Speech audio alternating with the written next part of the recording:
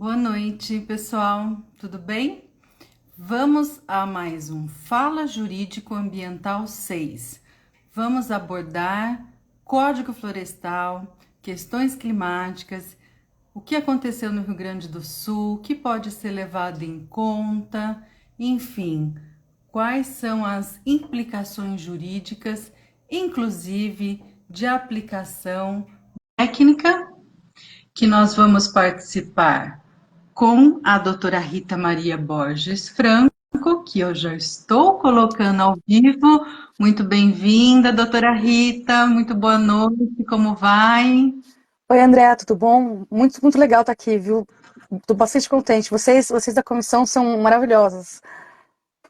Que ótimo, muito obrigada. Olha, a doutora Rosa está com uma questão de trânsito, daqui a pouco ela entra com a gente, mas o papel da OAB São Paulo, né, com a nossa presidente Patrícia Vanzolini, e otorgando aí todas os poderes e competências para a doutora Rosa Ramos, nossa presidente da Comissão de Meio Ambiente, que nos pede, né, nós que somos integrantes da comissão, para a gente trazer assuntos de relevância, tanto para a comunidade jurídica, quanto para toda a sociedade, para a gente entender o que é a legislação ambiental, que a gente sabe que tem muitas peculiaridades, ela tem um refinamento técnico, e a nossa missão aqui é trazer especialistas, como a doutora Rita, para tratar desse assunto. Bom, pessoal, desde maio, nós estamos passando por um problema enorme no Rio Grande do Sul, intempéries climáticas.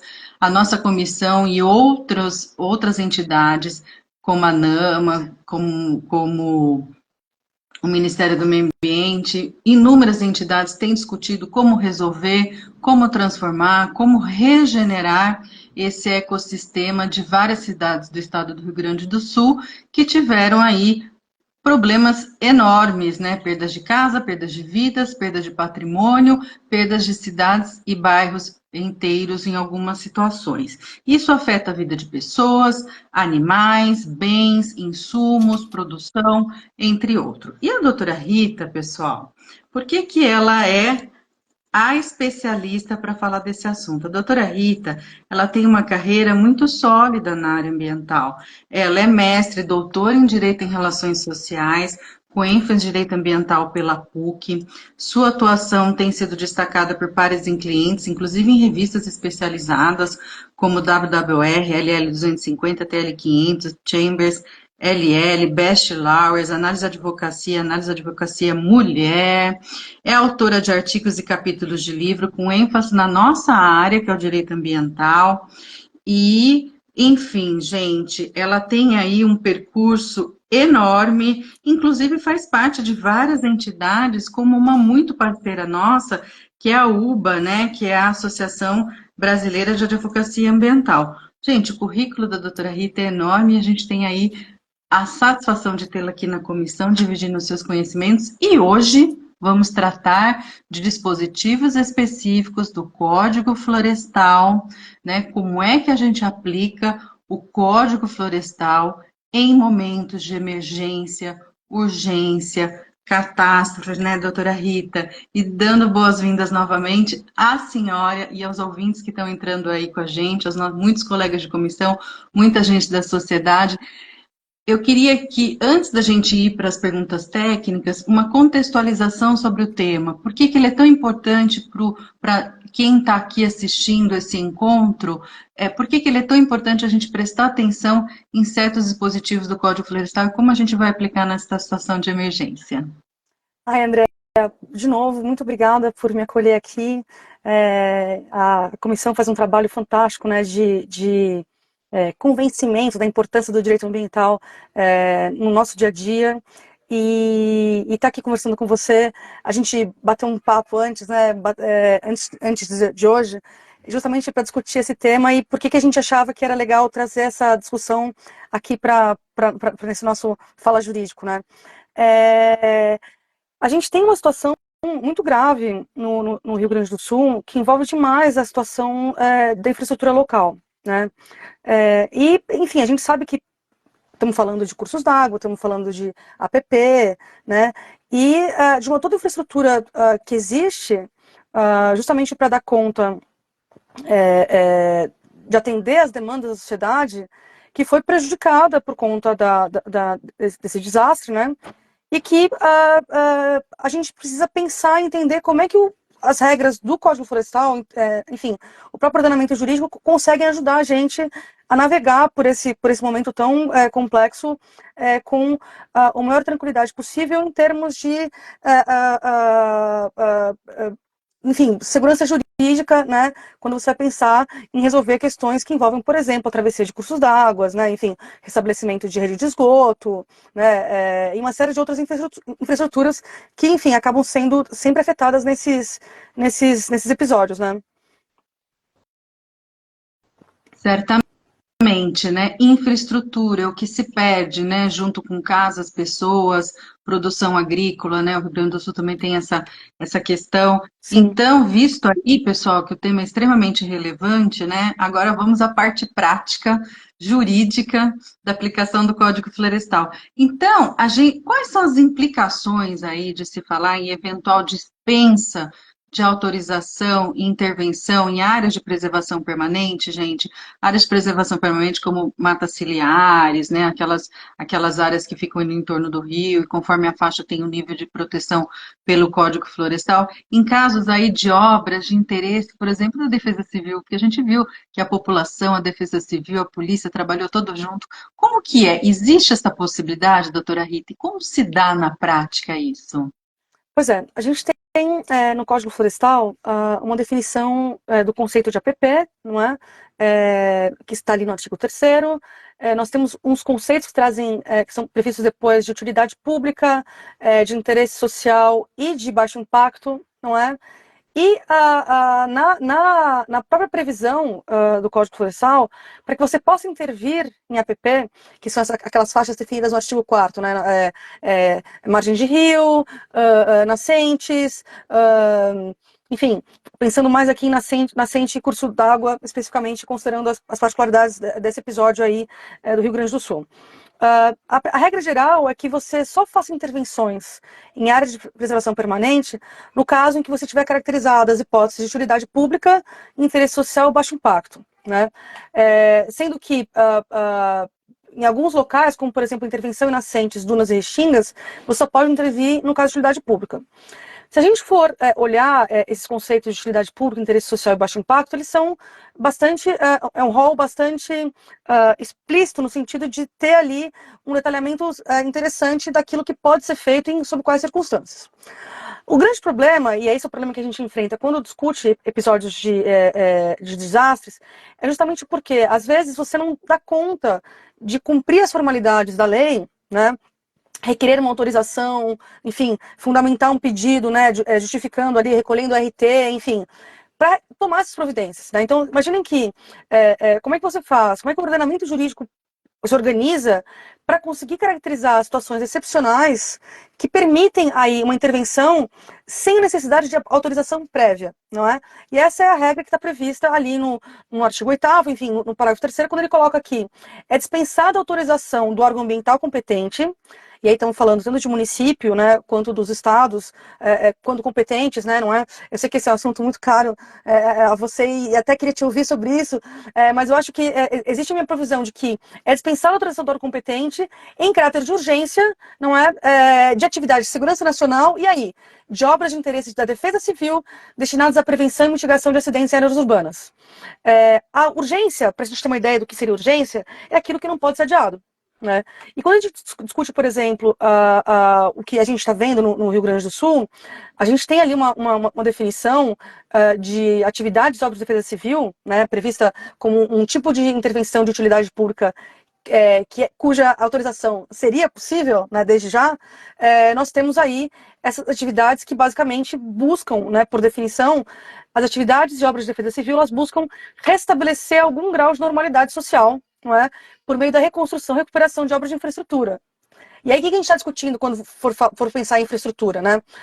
Podemos pensar em serviços de transporte, né? Podemos pensar em sistema viário, não é? Enfim, tanto a questão... né? Exatamente. Desassoreamento do córrego, porque vai ter muito lixo lá, né, doutora? Não, imagina que, assim, que parte da infraestrutura viária, né, as pontes, né, a gente pega as fotos e o rio se espalhou mesmo, né, estradas inteiras foram abaixo, inclusive para viabilizar um momento muito importante, colocaram abaixo um pontilhão, me fugiu o nome agora, justamente para viabilizar a locomoção de pessoas e o acesso de socorro para as pessoas que estavam ali numa situação de perigo à vida, né. Então, essa noção de obras de infraestrutura, ela não necessariamente está vinculada a algo que seja trivial, não é? Não estamos falando de uma ponte, mas podemos colocar ali nesse rol de atividades de infraestrutura aquelas que buscam, imagina, restabelecer comunicações, não é? Restabelecer energia e tudo mais. Sem dúvida nenhuma, né? Tem uma série aí de ações urgentes, né, emergentes, e a gente acaba praticando também, né? Eu sou diretora de licenciamento ambiental aqui do município de Campinas, e eu trouxe o desassoreamento porque ele é muito recorrente nas cidades, né? Claro que a regra é ter o licenciamento ambiental, mas quando há medidas urgentes que você precisa tomar aí nesse, para salvar as pessoas, para salvar as cidades, a segurança, a vida e tudo mais, a gente vai ter que tomar um procedimento mais sumário, né? E aí a doutora Rita está compartilhando aqui com a gente um dispositivo do Código Florestal que permite isso, né? Que então ela traz essa questão para o Brasil. Então, isso não serve só para o Rio Grande do Sul. O Código Florestal é uma legislação nacional, vale para todos os entes federativos, né? Mas, Perfeito. doutora Rita, bom, vou aprofundar a questão. Nós estamos falando em nível nacional. A senhora conhece se existe algum regulamento especial no Rio Grande do Sul, especificamente? Tem alguma peculiaridade lá que a gente possa ajudar aí o povo gaúcho, né, o povo do Sul, a população no Sul, para a gente dar essa sinalização? Existe essa possibilidade? Sim, aconteceu uma coisa muito interessante logo depois, imediatamente, né, os dias que se sucederam à tragédia, em que houve um esforço de um grupo considerável de profissionais na construção de um arcabouço legislativo que pudesse fazer frente a essa necessidade de soluções urgentes, né? Porque, de fato, se a gente for pensar na regra estanque do Código Florestal, você teria a dispensa de autorização e depois você busca, né, uma regularização, vai ao órgão ambiental né, justifica o pedido, caracteriza, tira fotos, faz registros, relatórios, não é? Em especial quando a gente está falando de infraestrutura em que o próprio município é quem vai ter que tomar as providências, né? É importante que o município tenha essa tranquilidade, essa segurança, para poder fazer ali as intervenções necessárias, sem que isso coloque ali os estados e municípios numa situação de fragilidade por ausência de regulamentação. E aí, depois que foi editado o decreto, inicialmente o 57596, que declarou o estado de calamidade pública no território do Rio Grande do Sul, foram permitidas, né, as construções de normas infralegais que viabilizavam, buscavam justamente viabilizar conferir uma maior agilidade para esses processos, não é? Então, e aí só um comentário que eu lembrei aqui agora, né? Vejam que coisa, né? Você fez um comentário, uma pergunta antes que eu não respondi. Em matéria de defesa civil, nós temos já há muito tempo uma estrutura construída, porque é importante, né, que o Estado se organize, né, defesa civil em nível federal, estadual, municipal, colaborando, né, contribuindo para a adoção de soluções, né. E a classificação desse episódio no COBRAD, ela foi considerada um desastre natural, né, de natureza meteorológica, do tipo tempestade local, com uma referência de que é que é referência aqui, chuvas intensas, não é? E aí coloca, são as chuvas que ocorrem com acumulados significativos, causando múltiplos desastres. São as inundações, tudo aquilo ali, né? Na perspectiva do que, a partir dessa classificação, desse conceito definido, algumas normas foram estabelecidas, dentre elas, uma instrução normativa da SEMA, FEPAM, número 2, que fala do desassoreamento, como você bem lembrou, não é? Evidentemente que naqueles municípios que estão ali listados no decreto, né, e suas atualizações posteriores, foi permitido, então, essa dispensa de outorga e autoriza em caráter excepcional e temporário, né, por um período de 24 meses, a possibilidade de desassoreamento, não é? Com qual objetivo? Desobstruir o leito do rio, não é? E tirar justamente o material que foi depositado, que foi carreado junto com a chuva. É aquilo que você falou, né? Não é só chuva, não é só terra que a gente vai encontrar lá. A gente vai encontrar uma série de outros materiais, não é? E aí, desculpa. E aí tem, e aí, engraçado, né? A gente tem uma norma que trata especificamente da questão de como é que isso fica em matéria de assoreamento, mas tem regras expressas dizendo que para você tomar algumas providências, algumas obras, como por exemplo linhas de transmissão, esse tipo de coisa, em APP, por exemplo, não vai valer a regra de excepcional. Né? Vai precisar observar o procedimento, porque também não sei até que ponto isso entra no que a gente comentou na nossa conversa anterior. Até que ponto a atividade se caracteriza como atividade urgente ou não. Não é? Se perder a característica de urgente, em princípio, não haveria porquê, não de não se obter a autorização. O que é muito complexo. Não é? Você acha que os municípios todos conseguiram se estabelecer? Está chovendo de novo, Guaíba subiu de novo hoje, né? Eles não conseguiram se estabelecer a tempo de dar conta de enfrentar uma reconstrução de uma ponte, por exemplo, que logo depois vai chover de novo, né? É muito complexo isso. É muito complexo, doutora Rita, sem dúvida nenhuma. E que bom, né, que tem essa especificidade, né, da legislação que permite esses casos.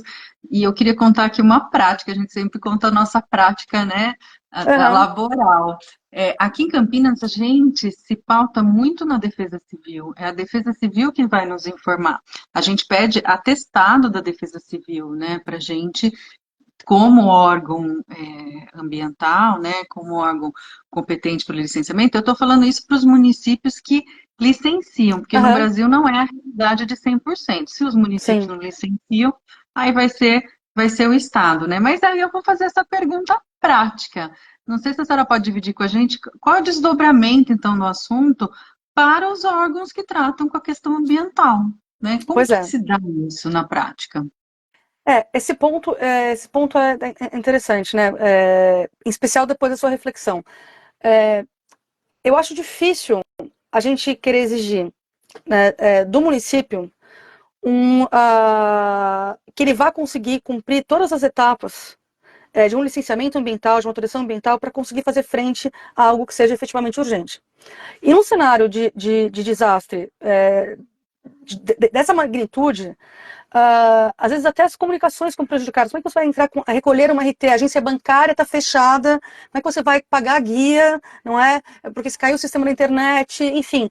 Eu acho que a gente precisa...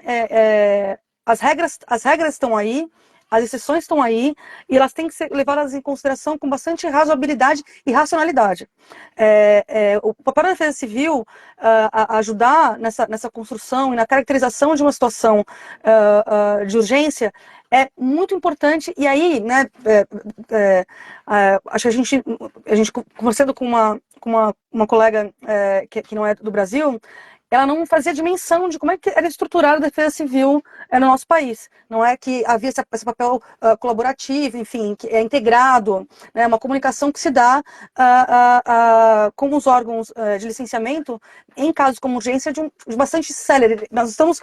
É difícil, mas é uma realidade. Nós temos que estar preparados para os desastres, inclusive para que as perdas resultantes desses desastres sejam as menores possíveis. Se a gente for pensar, por exemplo, nos prejuízos, no montante de prejuízos, né, fora a vida humana, que é algo que não dá nem para quantificar, mas desculpa, entrou uma ligação. Sempre acontece isso, né? Mas, enfim, essa coisa de você... Né, estamos falando de ordem de bilhões de prejuízos para a infraestrutura, não é? Para a limpeza urbana. Você vai precisar desassorear esses cursos d'água, né? Você vai precisar reconstruir pontes, fazer passar linhas de... repassar drenagem, repassar esgoto, enfim, repassar energia. Com certeza, todas essas infraestruturas. E também, a gente pensa nas chuvas, né, doutora Rita? Tem muita árvore que é até sadia e que, por uma questão de movimento de volumes enormes pluviométricos, velocidade do vento e tudo mais, mesmo sendo sadia nas cidades, tem Sim, caído, né? Porque o sim, solo às vezes não aguenta, a raiz não. Então, o que que a gente tem feito, né? A gente tem realmente se pautado na tecnicidade da Defesa Civil, do Corpo de Bombeiros, né, que exatamente. está lá, outra entidade aí que a gente tem que fazer referência de uma maneira muito positiva nesses momentos. São eles que vão nos dizer, né, quando há risco nesse momento também. Eu lembrei muito da questão das aves porque é muito doméstico, né, Sim, no Brasil inteiro, Belo Horizonte, Campinas, São José dos Campos, em um monte de cidade brasileira com essas mudanças, né, de clima, de vento, enfim, de todas essas intempéries, né, ambientais, a gente está vivendo algo novo, sim. né, algo inesperado em muitos momentos. E aí a gente se recorre a esses órgãos. Doutora Rita, o Fala Jurídica Ambiental, ele é uma, praticamente uma pílula de informação. A gente traz o assunto, a gente apresenta o especialista para que as pessoas possam procurar a comissão, entender melhor e contextualizar o tema. Então, gente, do ponto de vista jurídico, tem caminho, tem ferramental para tratar com essas questões de urgência e emergência que a doutora Rita colocou aqui para a gente. E a gente, para finalizar, eu vou te passar aí para uma consideração final, então, do nosso encontro. Andréa, de novo, né, muito obrigada a você, a Rosa, a comissão. Eu acho que algumas lições a gente tem que tirar, né, desses episódios, não é? E uma delas talvez seja acreditar que a gente tem uma legislação ambiental pioneira, né, precursora de soluções para problemas concretos, e que às vezes a gente não precisa tentar criar, inventar a roda para trazer soluções para problemas concretos, né? E quando o Código Florestal prevê essa regra de dispensa, ele não é uma questão de ser vanguarda, mas é uma questão de ser consciente, não é, da necessidade de você enxergar situações excepcionais de uma forma diferenciada, sem que isso implique efetivamente um abandono ou a desconsideração da legislação. A gente tem um procedimento, não é? Esse procedimento está previsto em lei. A dispensa não significa dizer que depois não vai ser necessário ter uma prestação de contas, enfim, para dizer o que foi feito, justamente para que a gente consiga fazer esse controle, esse monitoramento, não é, das APPs. Muito obrigada por me receber aqui. Falar Jurídico a gente acompanha já faz tempo e estou já curiosa para ver o próximo, que eu sei que vai ser bom também. Muito obrigada, viu? Doutora Rita, agradeço imensamente. A doutora Rita se esforçou demais, porque a doutora Rita é mãe, né? A gente sabe que esse horário, ele é entre o horário de trabalho e o horário doméstico, ele é corrido. Então, Não, tô além com dela ser dengue uma ainda. Dengue, acredita? dengue, exatamente, está se recuperando aí da dengue. Então, a gente agradece demais, de coração, né, essa fraternidade no sentido da senhora vir aqui e de discutir, e mais do que isso, dividir o seu conhecimento técnico para que os advogados e toda a sociedade entenda aí um caminho de auxílio para o pessoal do Rio Grande do Sul, mas que vale aí para todo o Brasil e todas as emergências. Muito obrigada. Essa nossa troca aqui de ideias é muito importante, porque a sua experiência, ela mostra que a gente está falando de um assunto que é comum, né? E você, mais do que ninguém, tem essas suas referências aqui, ajudaram bastante aqui a me salvar na hora que eu fiquei apertada. Obrigada, viu, Andréa? Muito obrigada. A experiência da Associação dos Municípios e Meio Ambiente. A gente acaba conversando aí com outros colegas e a gente sabe dos perrengues, né, que a gente passa. E que bom que a gente tem a OAB, que bom que a gente tem a UBA, que bom que a gente tem tantas entidades aí que nos dão suporte técnico para a gente poder estar dando resposta aí para os nossos colegas. Doutora Rita, muito obrigada aí pela audiência. Vi que muita gente passou, elogiou a doutora Rita, parece que ela tem um fã-clube particular aí, a gente Amigos, fica muito feliz. amigos.